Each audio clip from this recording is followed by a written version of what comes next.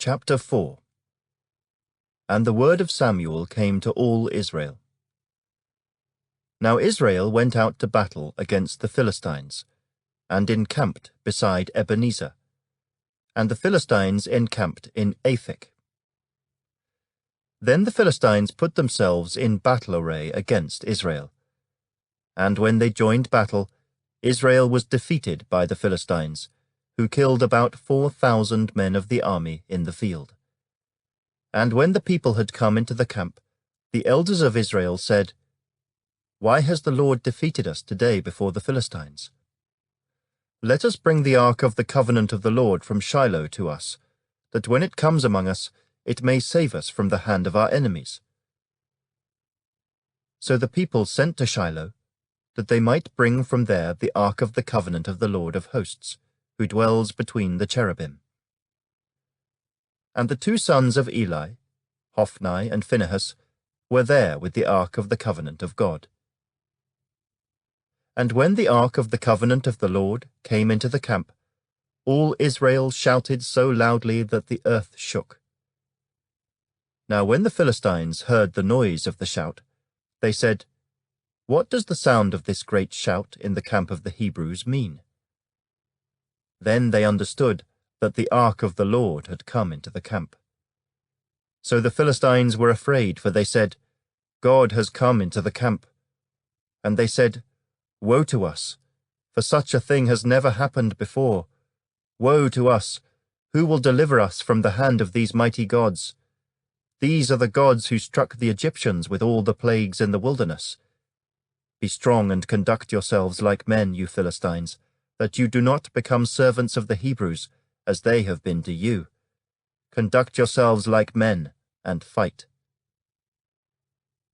So the Philistines fought, and Israel was defeated, and every man fled to his tent.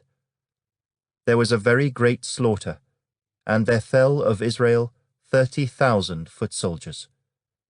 Also, the ark of God was captured, and the two sons of Eli, Hophni and Phinehas, died. Then a man of Benjamin ran from the battle line the same day, and came to Shiloh with his clothes torn and dirt on his head.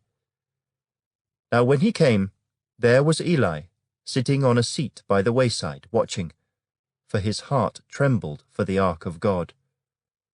And when the man came into the city and told it, all the city cried out. When Eli heard the noise of the outcry, he said, "What does the sound of this tumult mean?" And the man came quickly and told Eli. Eli was 98 years old, and his eyes were so dim that he could not see. Then the man said to Eli, "I am he who came from the battle, and I fled today from the battle line." And he said, "What happened, my son?"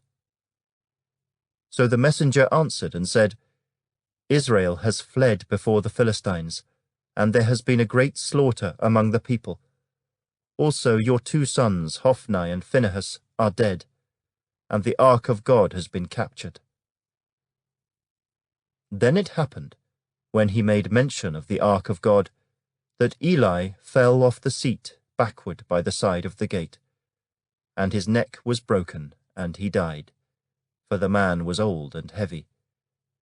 And he had judged Israel 40 years. Now his daughter-in-law, Phinehas' wife, was with child, due to be delivered.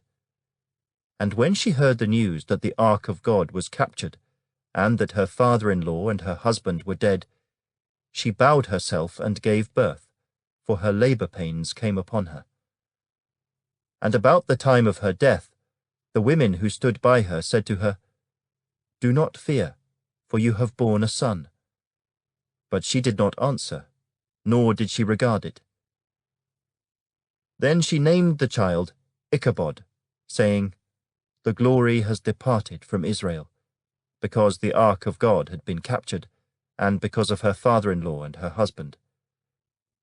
And she said, "The glory has departed from Israel, for the ark of God has been captured."